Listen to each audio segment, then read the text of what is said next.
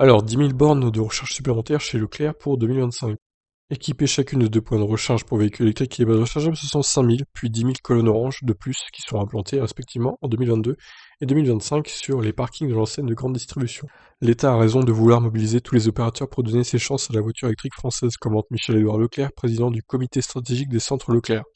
Cette démarche d'un signataire de la nouvelle charte édifiée par le ministère des Transports vient compléter le réseau privé mais ouvert au public sous conditions lancé en 2011 en partenariat avec Renault. À ce jour, 231 parkings de centre Leclerc forment un maillage constitué de 823 points de recharge pour lesquels les formalités et les horaires d'accès dépendent de la direction de chaque établissement. Se brancher sur ce matériel peut être gratuit ou coûter quelques euros sur un crédit spécifique associé à la fameuse carte Leclerc. À ce stade, l'entreprise ne communique pas sur les caractéristiques de ces infrastructures. Espérons que la recharge rapide sera cette fois-ci prise en compte avec ce nouveau déploiement. Eh bien écoutez, oui, c'est une bonne initiative. Après, moi, je trouve que les magasins Leclerc, pour la plupart que je connais, ils ont pas de borne. Alors, celui de Vire, par exemple, il n'a pas de borne.